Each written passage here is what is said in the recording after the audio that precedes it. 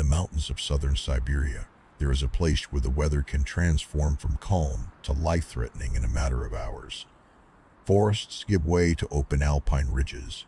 Valleys disappear beneath low clouds. Even in late summer, cold winds can sweep across the peaks with surprising force. It is a landscape of extraordinary beauty, but also one that demands respect from everyone who enters it. In August 1993, a group of experienced hikers set out across these mountains on what was expected to be another successful expedition.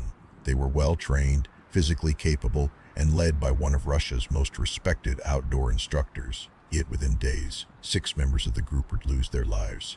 Only one person would return. Unlike many famous mysteries, the Kamar-Daban incident is not remembered because no witnesses survived. It is remembered because one did. Her testimony became the foundation of everything investigators know about those final hours. But even with a surviving eyewitness, many questions remain unanswered. To understand why, we must begin not with the tragedy itself, but with the mountains. The Kamar-Daban mountain range stretches across southern Siberia, just south of the immense waters of Lake Baikal, the deepest freshwater lake on Earth. Unlike the towering peaks of the Himalayas or the Alps, these mountains are often overlooked outside Russia, yet they possess a character entirely their own. Dense taiga forests cover the lower slopes. Higher elevations open into rocky ridgelines, alpine meadows, and exposed plateaus where shelter becomes increasingly scarce. Weather systems moving across Siberia frequently collide with moist air from Lake Baikal, creating sudden changes in visibility, temperature, and wind. For experienced hikers, these conditions were challenging but manageable. For anyone unprepared, they could become dangerous remarkably quickly. The expedition that entered these mountains in August 1993 was anything but inexperienced. It was organized under the guidance of Lyudmila Korovina, a highly respected hiking instructor with decades of experience leading wilderness expeditions throughout the Soviet Union and later Russia. Friends and colleagues described her as disciplined, knowledgeable, and deeply committed to outdoor education. Korovina believed that wilderness travel developed resilience, teamwork, and confidence. Those who trained under her often spoke of demanding routes that required careful planning and personal responsibility. She was not known for taking unnecessary risks. That reputation would later become one of the most puzzling aspects of the entire case. Joining Korovina were 6 young hikers, each with varying levels of mountaineering experience, but all considered capable of participating in a route of this difficulty.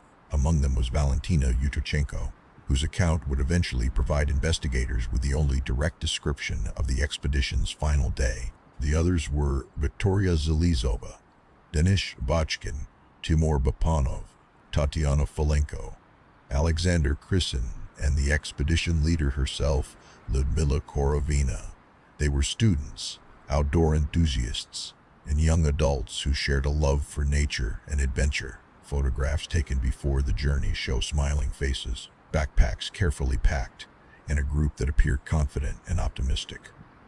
Nothing in those images hints at the mystery that would later surround their expedition. Their planned route crossed sections of the Kamar-Daban range, following established hiking paths while traversing remote alpine terrain.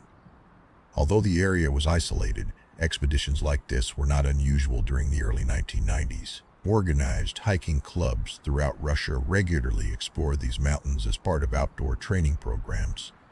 Preparation played an essential role in every expedition. Food had to be carefully rationed. Shelter had to withstand unpredictable weather. Navigation depended on maps, compasses, and practical experience rather than satellite technology. GPS devices were not yet available to recreational hikers, and communication equipment was limited. Once a group entered the mountains, self-reliance became one of its greatest assets. This reality shaped every decision. Unlike modern hiking, where emergency communication can often be established quickly, remote expeditions during this period required participants to solve problems independently until they reached populated areas or scheduled checkpoints. Success depended on planning, discipline, and teamwork. The Kamar-Daban range demanded all three. Environmental scientists often describe mountain weather as one of the least predictable natural systems. Temperature can change rapidly with elevation. Clouds may reduce visibility within minutes. Strong winds accelerate heat loss from the human body. Even when air temperatures appear relatively moderate, moisture adds another layer of complexity. Rain-soaked clothing dramatically increases the body's rate of cooling, particularly when combined with wind exposure. These factors are well understood today, but they have challenged travelers for centuries. Mountain environments create their own microclimates. Conditions observed in one valley may differ significantly from those on the next ridge. This unpredictability is one reason experienced expedition leaders continuously monitor weather, terrain, and the physical condition of every participant. By all available accounts, Korovina understood these principles exceptionally well. She had spent years teaching exactly these skills. As the expedition progressed through southern Siberia, the group encountered the kind of scenery that attracts hikers from around the world. Rolling alpine meadows stretched beneath distant peaks. Clear mountain streams crossed the landscape. Patches of forest alternated with exposed ridgelines offering sweeping views across the wilderness. It was late summer, a season often chosen for longer expeditions because snow cover is generally reduced and daylight remains relatively long. Even so, late summer in Siberia should never be mistaken for predictability. Cold weather can arrive unexpectedly. Storms develop with remarkable speed. The environment rewards preparation while offering little margin for error. These realities were familiar to experienced hikers, yet they also formed the silent backdrop to every step the expedition took.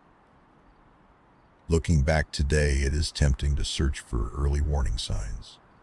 Did anyone notice something unusual? Did changing weather raise concerns? Did equipment fail? The historical record provides no clear indication that the group expected an emergency during the early stages of their journey. Instead, available evidence suggests an expedition proceeding according to plan. This ordinary beginning is precisely what makes the story so compelling. Nothing about the group's preparation appears careless. Nothing about their leadership suggests inexperience. Nothing about the route was considered beyond their capabilities. And that is what continues to puzzle researchers, mountaineers, and historians more than 3 decades later. How could a team led by one of the region's most experienced instructors encounter an event so devastating that only one person survived? The answer, investigators would discover, lay somewhere beyond preparation, beyond experience, and somewhere within the unforgiving landscape of the Kamar-Daban Mountains, where nature can change faster than any map can predict. On the morning of August 5, 1993, the Kamar-Daban Mountains appeared much as they had throughout the expedition: vast, quiet, and indifferent to the people moving across them. The group had continued its route through the high country under the leadership of Ludmila Korovina. They had navigated difficult terrain before. They understood mountain travel. There was no documented indication that they expected the day to become one of the most discussed wilderness incidents in modern Russian history. Yet mountain environments have a way of changing without warning. A clear horizon can disappear behind clouds. A gentle breeze can become a sustained wind. Rain can lower body temperature far more quickly than many people realize, especially when hikers are carrying heavy packs and moving through exposed terrain. Exactly what the group experienced during the hours that followed has been reconstructed primarily from one source: the testimony of Valentina Yudachenko, the expedition's sole survivor. Her account has been studied repeatedly because it remains the only direct eyewitness description of the incident. According to her testimony, weather conditions deteriorated as the group crossed an exposed mountainside. Rain moved into the area. Strong winds followed. Visibility became increasingly limited. None of these conditions were extraordinary by Siberian mountain standards. Together, however, they created an environment where every decision became more significant. Experienced hikers often describe a subtle shift that occurs when weather changes in remote terrain. The landscape becomes quieter. Conversations grow shorter. Attention shifts toward navigation, footing, and maintaining body warmth. Energy that might otherwise be spent appreciating the scenery is redirected toward simply moving safely through the environment. For Korovina's group, this transition appears to have happened gradually. Then, according to Valentina's account, events accelerated with startling speed. One member of the expedition suddenly began behaving in a way that suggested severe physical distress. Historical reports differ on the precise sequence of individual symptoms, but official records consistently describe a rapid medical emergency affecting members of the group. The changes were unexpected. This was not the slow exhaustion that hikers sometimes experience after days on difficult trails.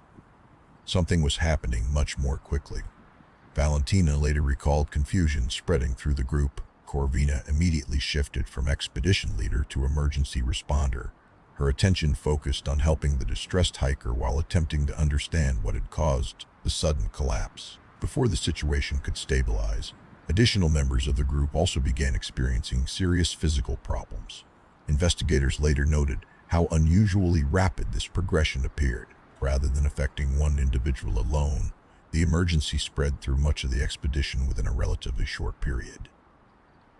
This detail has become one of the defining characteristics of the Qamar Daban incident. It is also one of the reasons the case continues attracting scientific interest. Modern wilderness medicine recognizes several environmental conditions capable of producing sudden physical decline. Severe hypothermia, for example, does not always begin with dramatic symptoms. Its earliest stages can include impaired judgment, loss of coordination, confusion, and unusual behavior. As body temperature continues falling, normal decision-making becomes increasingly difficult. Simple tasks become challenging. Communication less effective. Eventually, the body's ability to regulate essential functions begins to fail. Importantly, hypothermia does not require freezing temperatures. Rain, wind, wet clothing, and prolonged exposure can produce dangerous cooling even during seasons many people would not consider especially cold. This principle surprises many outdoor enthusiasts. The combination of moisture and wind dramatically increases heat loss, particularly at higher elevations where weather changes rapidly. Other environmental stresses can also influence human performance. Exhaustion, dehydration, cold exposure, physical exertion, reduced visibility. Each factor alone may be manageable. Together, they create a complex situation where problems develop faster than expected. Investigators later considered these environmental realities carefully. But on the mountainside, the group had no time for detailed analysis. Their priority was immediate survival. According to Valentina's testimony, Corvina attempted to organize a response despite increasingly difficult conditions. As expedition leader, she carried responsibility for every member of the team. Outdoor leadership often involves preparing for emergencies. What makes wilderness medicine especially difficult is that diagnosis must occur with limited equipment and almost no outside assistance. There were no rescue helicopters immediately available, no satellite phones, no emergency medical teams waiting nearby. The nearest help was far away. Every decision depended on the people already present. This reality remains one of the defining characteristics of remote mountain expeditions. When emergencies develop, self-reliance becomes essential. Valentina later described the scene as chaotic and deeply confusing. The group had entered the mountains expecting to solve navigational challenges, weather changes, and difficult terrain. They had not anticipated a rapidly unfolding medical emergency affecting multiple people. As conditions worsened, maintaining organization became increasingly difficult. Wind continued sweeping across the exposed slope. Rain soaked clothing and equipment. Cold penetrated layers designed to protect against changing weather. Modern survival instructors emphasize that exposure is cumulative. The body does not respond only to temperature. It responds to the combined effects of wind, moisture, energy expenditure, and time. Each additional hour spent in unfavorable conditions increases physiological stress. By this stage, the expedition had entered exactly that kind of environment. Eventually, Valentina made a decision that investigators would later examine with great care. Realizing that remaining where she was offered little chance of finding assistance, she left the immediate area and began making her way through the mountains alone. This was not a simple choice. Navigating unfamiliar terrain under deteriorating weather conditions presents enormous challenges even for experienced hikers.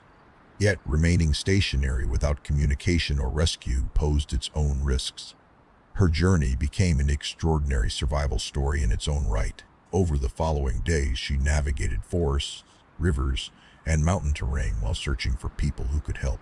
She relied on the same outdoor skills that had brought the expedition into the mountains in the first place: knowledge of terrain, water sources, direction, endurance, perhaps most importantly, determination. Her eventual contact with others allowed search operations to begin. Without her survival, investigators would have possessed almost no first-hand information about the expedition's final hours. Even so, many crucial questions remained unanswered. Exactly what triggered the initial medical emergency? Why did several experienced hikers develop serious symptoms within such a short period? Could changing weather alone explain everything that occurred, or were multiple environmental factors interacting in ways that were difficult to recognize in real time? These were the questions investigators now faced. The mountains had provided one witness. They had not provided one witness. They had not provided the full explanation. And somewhere across the windswept ridges of Kamardaban, the physical evidence waiting to be discovered would become the next chapter in an investigation that continues to be studied more than 30 years later. By the time search teams entered the Kamardaban Mountains, the weather had already begun reshaping the landscape. Rain had washed across exposed slopes. Cold winds continued moving through the ridgelines. Mountain conditions that had challenged the hikers now confronted the investigators as well. Search operations in remote wilderness differ greatly from those in populated areas. There are no nearby roads leading directly to the scene, no surveillance cameras, no witnesses living in neighboring buildings. Every kilometer requires physical effort, careful navigation, and patience. The Kamardaban Range offered all of those challenges. When rescuers finally reached the area identified through Valentina Yudachenko's account, they began documenting the scene as carefully as conditions allowed. Their task was not only to recover the members of the expedition, but also to understand what had happened. For investigators, every detail mattered. The position of equipment, the condition of clothing, the surrounding terrain, the weather, the distribution of personal belongings. Each observation became part of a larger attempt to reconstruct the final hours of the expedition. Unlike fictional investigations, real-world field examinations rarely produce immediate answers. Instead, they produce fragments. Those fragments must later be assembled into the most reasonable explanation supported by evidence. The Kamardaban incident was no exception. The search teams confirmed that 6 members of the expedition had lost their lives. Valentina, who had successfully reached help, remained the only survivor. Her testimony established the timeline leading into the emergency, while the physical evidence collected on the mountainside helped investigators compare her account with observable facts. One of the first questions officials considered was whether the group had become lost. Mountain accidents often begin with navigational errors. In this case, however, available evidence suggested that the hikers generally understood where they were. Their route followed a planned expedition through familiar mountain terrain. Although weather had complicated conditions, investigators found no convincing evidence that simple disorientation alone explained the tragedy. Attention then shifted toward the environment itself. The Kamardaban Mountains are capable of producing severe weather even during late summer. Strong winds increase the rate at which the human body loses heat. Rain saturates clothing, reducing its insulating ability. Combined with physical exertion at elevation, these factors place enormous stress on the body's systems. Modern wilderness medicine recognizes exposure as a complex process rather than a single event. A person experiencing cold stress may continue walking and communicating while internal body temperature steadily declines. Judgment becomes impaired, coordination weakens, decision-making grows increasingly difficult. Importantly, the individual may not immediately recognize the seriousness of the situation. Investigators considered whether exposure to severe environmental conditions could account for the sequence described by Valentina. The possibility appeared plausible, yet questions remained. According to her testimony, some symptoms appeared unusually sudden. Could hypothermia alone explain such rapid deterioration, or had multiple environmental factors been acting together? Forensic examinations offered additional information. Official reports documented findings consistent with severe physical stress. However, they did not identify a single universally accepted cause that resolved every remaining question. This uncertainty has often been misunderstood. Some internet discussions present the absence of a complete explanation as evidence of something mysterious or supernatural. That conclusion is not supported by the investigation. In reality, wilderness incidents frequently involve several overlapping factors rather than one simple cause. Environmental exposure, physical exhaustion, cold stress, weather, terrain, nutrition, hydration, hydration. Each may contribute in ways that become difficult to separate after the fact. Investigators also examined the possibility of toxic exposure. No reliable evidence demonstrated that the group had encountered industrial chemicals or other environmental contaminants. Similarly, no credible findings supported claims involving military testing or secret weapons. These ideas emerged years later, largely through speculation rather than documented evidence. Another frequently discussed theory involves poisonous gases naturally released from the ground. Geologists familiar with the Kamar Daban region have found no convincing evidence that such an event occurred in connection with the expedition. The available geological data simply do not support this explanation. Wildlife attacks were also considered unlikely. Search teams found no evidence suggesting that large animals had caused the emergency. Likewise, there was no indication of criminal activity. The investigation instead remained focused on environmental and physiological explanations. Meteorological records became another important source of information. Although reconstructing precise mountain weather after the event proved difficult, available data confirmed unstable conditions across the region during the period of the expedition. Researchers noted that mountain weather often varies dramatically over relatively short distances. A nearby valley may experience moderate rain while an exposed ridgeline faces powerful winds and significantly colder temperatures. This phenomenon is well documented in alpine meteorology. It highlights one of the greatest challenges facing investigators. Even accurate regional weather reports cannot fully describe the conditions experienced by a small group on a specific mountainside. As scientific understanding of wilderness medicine advanced during the decades following the incident, researchers revisited the case with fresh perspectives. Some specialists suggested that hypothermia combined with exhaustion and exposure could explain much of what occurred. Others explored whether additional physiological conditions such as stress responses or altitude-related complications might also have influenced events. It is important to note that the Kamar Daban range reaches elevations lower than those typically associated with severe high-altitude illnesses. For this reason, altitude alone is generally not considered a complete explanation. Instead, many experts view the incident as an example of multiple environmental stresses acting simultaneously. This interpretation reflects a broader principle in survival science. Nature rarely creates emergencies through a single cause. More often, several manageable problems combine until they become overwhelming. A soaked jacket, persistent wind, fatigue, reduced body temperature, limited visibility.